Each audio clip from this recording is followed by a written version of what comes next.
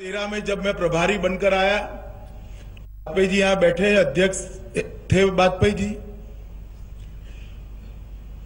तब मैं कहता था कि 2014 का चुनाव इसलिए लड़ना है कि 2017 में यहां पर सरकार बनानी है। तब कार्यकर्ता थोड़ी आशंका के साथ मेरे सामने देखते थे, युवा थे वो शंका के साथ देखते थे। मेरी जितनी उम्र थी वो मर्यादा रखकर कुछ बोलते नहीं थे, और जो बड़े बुजुर्ग थे वो उपहास भी करते थे कि ये कैसे हो सकता है, इसमें किसी का दोष नहीं है। उस वक्त भारतीय जनता पार्टी की यहां पर स्थिति भी यही थी। और 2014 में जब चुनाव के परिणाम आए तब किसी के मन में संशय नहीं था कि 2017 में यहां पर भारतीय जनता पार्टी की सरकार बनेगी। 13 से 14 का वो कालखंड जिसमें भारतीय जनता पार्टी के कार्यकर्ता ने हर बूथ पर मेहनत करी, हर बूथ को बनाने का प्रयास किया, भारतीय जनता पार्टी के काम को संगठनात्मक आधार देने का काम किया, और भारतीय जनता पार्टी फिर से एक बार इस प्रदेश में मजबूत संगठन के आधार पर खड़ी हो, इस प्रकार का प्रयास जो 2013 से 2014 हुआ, और भगवान कृपा से मोदी जी का भी चयन हो गया, और जो मोदी लहर की सुनामी आई 73 सीटें भारतीय जनता पार्टी को मिली, और उसके बाद में अविरत रूप से अहर्निश तरीके से मैं भी पार्टी का अध्यक्ष बने, मैं नजदीक से उत्तर प्रदेश की एक्टिविटी को देखता हूं, पूरे देश के संगठन को देखता हूं। एक भी दिन उत्तर प्रदेश का कार्यकर्ता कुर्सी पर पैर पसार कर बैठा नहीं है। परिश्रम परिश्रम परिश्रम परिश्रम की पराकाष्ठा उत्तर प्रदेश के कार्यकर्ता ने। कई बार तो कार्यक्रम भेजते थे उत्तर प्रदेश में, मन में विचार आता था कार्यकर्ता कैसे करेगा। सदस्यता अभियान, संपर्क अभियान, प्रशिक्षण अभियान, अनेक प्रकार के चुनाव लक्षी कार्यक्रम, बूथ सम्मेलन, ओबीसी पिछड़ा वर्ग का सम्मेलन, महिला मोर्चे का सम्मेलन, युवा मोर्चे का सम्मेलन, परिवर्तन यात्राएं, कार्यक्रमों का ढेर लग गया था। मगर मुझे गर्व है कि भारतीय जनता पार्टी उत्तर प्रदेश के कार्यकर्ता ने चेहरे पर से मुस्कान हटने नहीं दी, और पैरों को भी नहीं रोका, दिन रात काम कर कर भारतीय जनता पार्टी को मजबूत। राजनीति के अंदर जब चुनाव का साल होता है, राजनीतिक चढ़ाव उतार आते रहते हैं, कुछ मिलते हैं, कुछ बिछड़ते हैं, कोई आते हैं, कोई जाते हैं, और इसको जोड़कर मीडिया के लोग, मीडिया के मित्र अलग अलग प्रकार के गणित लोगों के सामने रखते हैं। मगर सब लोग भूल गए थे कि भारतीय जनता पार्टी ये लोगों का टोला नहीं है, देशभक्त कार्यकर्ताओं का संगठन है जो अपने तरीके से चलता है। समय आया, समय गया, समय बदला, कुछ बिगड़ा, कुछ अच्छा हो गया, ये सब आंधियों में से भारतीय जनता पार्टी सफलतापूर्वक बाहर निकली, क्योंकि हमारा संगठन का आधार हमने विस्तीर्ण कर दिया था मित्रों। और जिस प्रकार के कार्यक्रम यहां पर लिए गए और जिस प्रकार के कार्यक्रमों को सफलता मिली मित्रों, मैं कहना चाहता हूं कि उत्तर प्रदेश के कार्यकर्ताओं ने किया हुआ परिश्रम, ये शायद देश में सर्वाधिक परिश्रम वाला चुनाव उत्तर प्रदेश के कार्यकर्ताओं ने लड़ा होगा। और मैं आज इस कार्यकारिणी में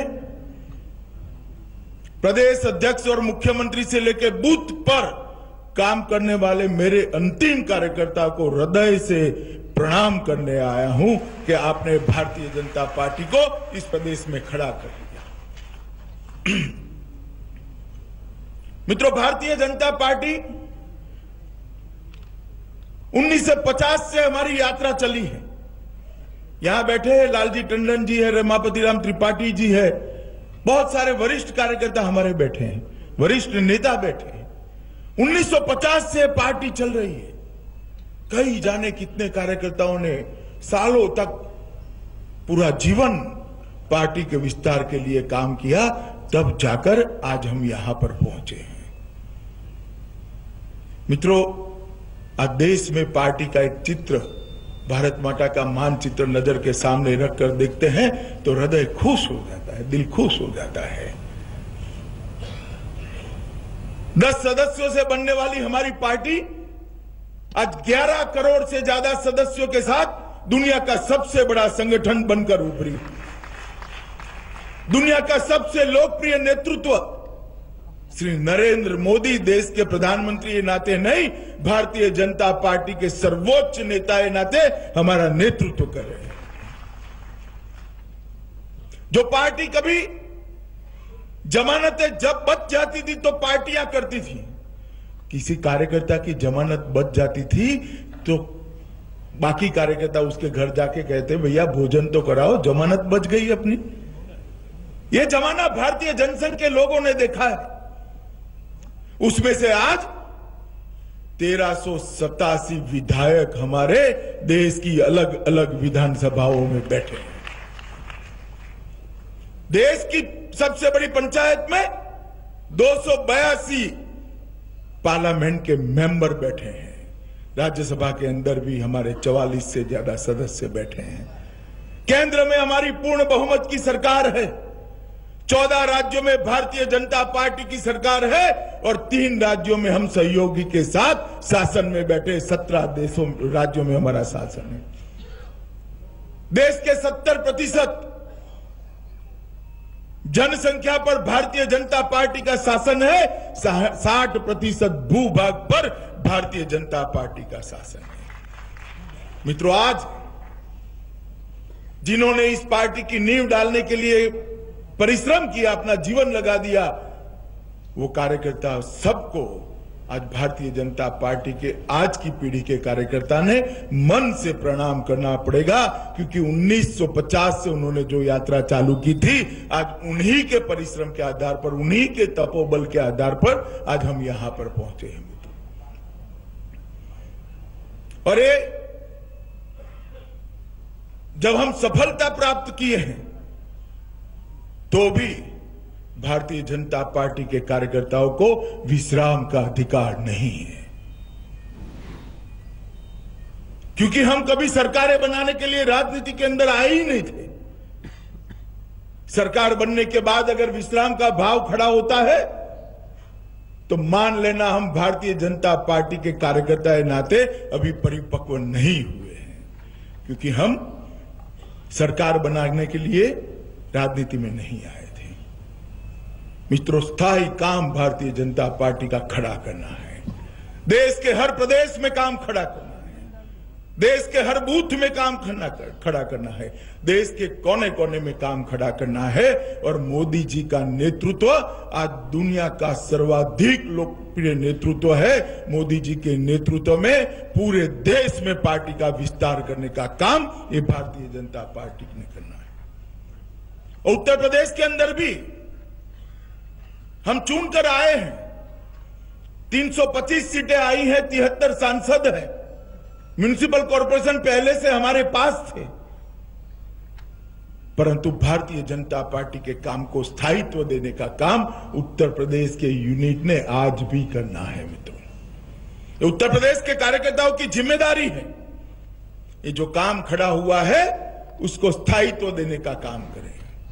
उत्तर प्रदेश की संगठनात्मक इकाई गुजरात, मध्य प्रदेश, छत्तीसगढ़, राजस्थान जैसी संगठनात्मक इकाई होनी चाहिए। जय पराजय आते रहे, भारतीय जनता पार्टी को कुछ नहीं होना चाहिए। हमारा कार्यकर्ता बूथ के अंदर कमल का निशान लेके भारत माता के जयकारे के साथ अड़िग खड़ा रहे, इस प्रकार का संगठन बनाना चाहिए। और वो काम करने का समय अब शुरू हुआ है। मित्रों, भारतीय जनता पार्टी के प्रचंड विजय के बाद और योगी जी जैसे युवा नेतृत्व को पार्टी ने कमान सौंपने के बाद भारतीय जनता पार्टी के सभी कार्यकर्ताओं की जिम्मेदारी है कि इस पार्टी को हर बूथ में स्थायित्व दें। अभी भी जो लोग भारतीय जनता पार्टी के साथ नहीं जुड़े हैं, उसको पार्टी के साथ जोड़ने का हम पुरुषार्थ करें। अभी भी जिस बूथ में विजय प्राप्त नहीं हुआ है, वो बूथ को छोड़ न दे, वो बूथ को मजबूत करने का प्रयास करे। ये भारतीय जनता पार्टी के कार्यकर्ता का काम। मित्रों, कई बार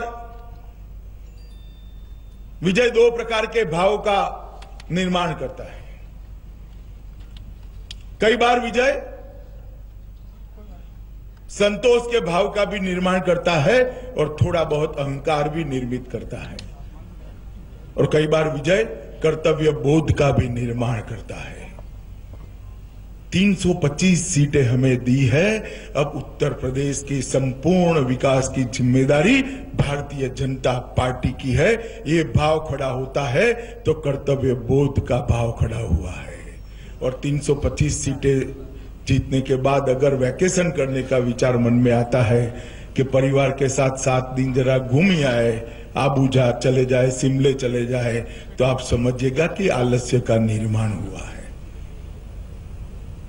हमारे कार्यकर्ता ने विजय के साथ साथ विनम्र भी बनना पड़ेगा और जवाबदेही भी स्वीकार करनी पड़ेगी।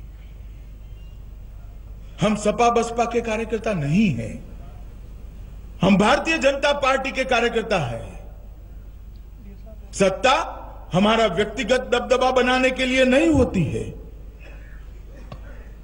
हम समाजवादी पार्टी और बसपा ने जिस प्रकार का शासन यहां पर 15 साल से दिया, इससे मुक्ति दिलाने के लिए जनता ने हमें लाया है। भारतीय जनता पार्टी का कार्यकर्ता भारतीय जनता पार्टी की संस्कृति के अनुरूप ही काम करेगा। भारतीय जनता पार्टी के कार्यकर्ताओं की मित्रों ये जिम्मेदारी है। और सत्ता हमें किसी को एमएलए बनाने के लिए, किसी को मंत्री बनाने के लिए या योगी जी को मुख्यमंत्री बनाने के लिए नहीं दी है। हमने भाजपा की यात्रा निकाली थी, उसका नाम विजय यात्रा नहीं रखा था। हमने भाजपा की यात्रा निकाली थी, उसका नाम परिवर्तन यात्रा रखा था मित्रों। और उस वक्त मैंने उद्घाटन में कहा था, सहारनपुर में था उद्घाटन का कार्यक्रम, वहां मैंने कहा था कि परिवर्तन शब्द से हमारा मतलब विधायक बदलना नहीं है, मंत्री बदलना नहीं है, मुख्यमंत्री बदलना नहीं है, सपा की जगह भाजपा की सरकार लाना नहीं है। परिवर्तन से हमारा मतलब व्यवस्था में परिवर्तन करने का है, उत्तर प्रदेश में परिवर्तन लाने का। उत्तर प्रदेश की स्थिति को बदलने के लिए हमें मैंडेट मिला है और ये काम भारतीय जनता पार्टी के कार्यकर्ता ने जिम्मेदारी के साथ मित्रों करना चाहिए। और मैं मानता हूं मित्रों कि जनता ने हमारी स्थिति में परिवर्तन करने के लिए मैंडेट नहीं दिया है। पार्टी की या हमारे कार्यकर्ताओं की स्थिति में परिवर्तन करने के लिए मैंडेट नहीं दिया है। जनता ने उत्तर प्रदेश की जनता की परिस्थिति बदलने के लिए मैंडेट दिया है। 15 साल के सपा बसपा के कार्यक्रम में एडमिनिस्ट्रेशन नाम के शब्द के चिथड़े उड़ाकर इन्होंने रख दिए थे। हर जगह पे उनके कार्यकर्ता गुंडाई करते हुए दिखाई पड़ते थे। हर जगह पे भ्रष्टाचार था। हर जगह पे सरकारी ग्रांटों का आवंटन जाति और धर्म के आधार पर होता था। अब भारतीय जनता पार्टी की सरकार आई है तो भाजपा का कार्यकर्ता विनम्रता के साथ काम करेगा। भाजपा का कार्यकर्ता गरीब को लक्ष्य में रखकर काम करेगा। भाजपा का कार्यकर्ता गांव को, किसान को, युवा को, बेरोजगार को, महिला को, दलित और पिछड़े को नजर में रखते हुए काम करेगा। उसकी स्थिति को परिवर्तित करने के लिए काम करेगा और इसीलिए हमें ये मैंडेट मिला है। जातिवाद, परिवारवाद, तुष्टीकरण, ये 3 जो नासूर है देश की राजनीति पर लगे हुए, मैं मानता हूं कि उत्तर प्रदेश की जनता ने 325 सीटें देकर तीनों प्रकार के दूषणों से इस देश की, सिर्फ उत्तर प्रदेश की नहीं, इस देश की राजनीति को मुक्त करने का काम उत्तर प्रदेश की जनता ने किया है। और उत्तर प्रदेश के परिणामों के साथ ही जातिवाद से मुक्त, राजनीति का युग शुरू हो रहा है, परिवारवाद से मुक्त राजनीति का युग शुरू हो रहा है, तुष्टीकरण से मुक्त राजनीति का युग शुरू हो रहा है और मोदी जी का सबका साथ सबका विकास के नए युग की शुरुआत उत्तर प्रदेश की भूमि पर शुरू हुई है। योगी जी के नेतृत्व में जो सरकार चल रही है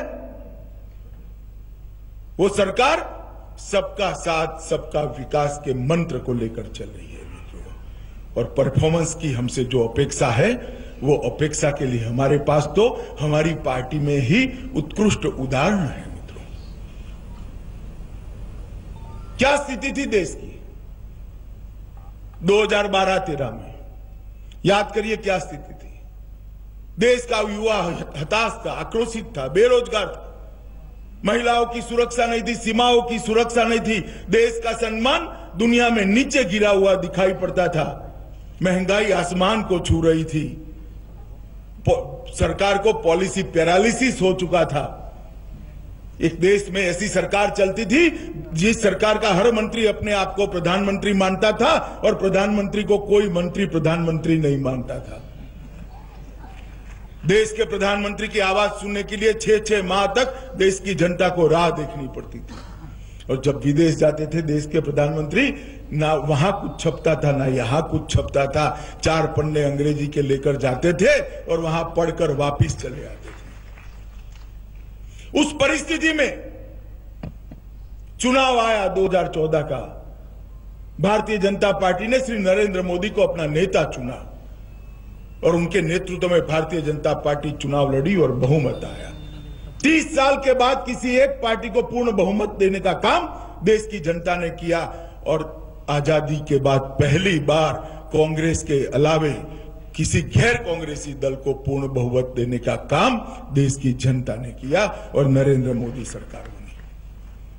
कोई बहुत बड़ी हमसे अपेक्षा नहीं थी, उनको लगता था कि ये लोग अच्छा करेंगे, मोदी जी ने गुजरात में ठीक शासन किया है, यहां अच्छा करेंगे, और बहुत ठोक बजाकर इस प्रकार के वादे भी नहीं किए थे। यूपी के संकल्प पत्र में तो पार्टी ने बहुत वादे किए हैं, उस वक्त इतने वादे भी नहीं किए थे, मगर जब पहली बार देश की संसद के मध्यस्थ हॉल के अंदर, सेंट्रल हॉल के अंदर नरेंद्र भाई को चुनने के लिए एनडीए के सभी सांसद और संगठन के लोग इकट्ठा हुए, उस वक्त नरेंद्र भाई ने भाषण किया था कि भारतीय जनता पार्टी की जो सरकार बनी है वो सरकार गरीबों की सरकार है, वो सरकार किसानों की सरकार है, वो सरकार बेरोजगारों की सरकार है, वो सरकार गांव की सरकार है, दलित और पिछड़ों की सरकार है, वो सरकार दुनिया में देश का सम्मान बढ़ाने के लिए काम करेगी, देश को सुरक्षित करने के लिए काम करेगी, देश को समृद्ध करने के लिए काम करेगी, देश की अर्थव्यवस्था में तेजी लाने के लिए काम करेगी। किसी ने कोई प्रॉमिस नहीं मांगा था, मगर नरेंद्र भाई ने एक भी योजना बोले हुए सारे वचन देश की जनता को उसी दिन दे दिए थे। और मैं इसलिए याद कराता हूं मित्रों, आज 3 साल हो गए वो सरकार को, और नरेंद्र भाई ने एक एक शब्द जो बोला था वो 3 साल में उन्होंने देश की जनता के सामने पूरा कर कर दिखाया है। एक आदर्श है भारतीय जनता पार्टी के कार्यकर्ताओं के सामने देश के प्रधानमंत्री जी का, कि कोई वादा न करने के बावजूद भी जब चुन कर आए तो उन्होंने कुछ ही वाक्यों में सारे वादे कर दिए, और 3 साल तक एक दिन के 20-20 घंटा काम कर कर सारी चीजों को पूरा करने का प्रयास नरेंद्र मोदी के नेतृत्व में हुआ है मित्रों। जब उन्होंने कहा गरीबों की सरकार है, तब ढेर सारी योजनाएं बनी। मैं योजनाएं ज्यादा बताना नहीं चाहता, सिर्फ 2 बताना चाहता हूं। ढेर सारी योजनाएं बनी है मित्रों, मगर उज्ज्वला योजना को उठाकर देख लीजिए, देश की 5 करोड़ गरीब महिलाओं के घर में उनकी रसोई के अंदर गैस का चूल्हा पहुंचाने का काम ये नरेंद्र मोदी सरकार ने चुपचाप कर दिया। देश के 1.25 करोड़ से ज्यादा धनिक लोगों की सब्सिडी छोड़ी सब, और देश के 5 करोड़ गरीबों के घर में गैस पहुंचेगा। एक गरीब के घर में गैस पहुंचता है तो उसका आनंद शायद बहुत कम लोग जो यहां बैठे हैं वो अब ले पाएंगे। उसके घर में जब कंडा और टहनियां जलती है, लकड़ियां जलती है और जो धुएं से घर भर जाता है, तब वो माँ बेचारी सिगरेट की आदत न होते हुए भी 400 सिगरेट जितना धुआं हर रोज पी जाती है और स्वास्थ्य खराब हो जाता है।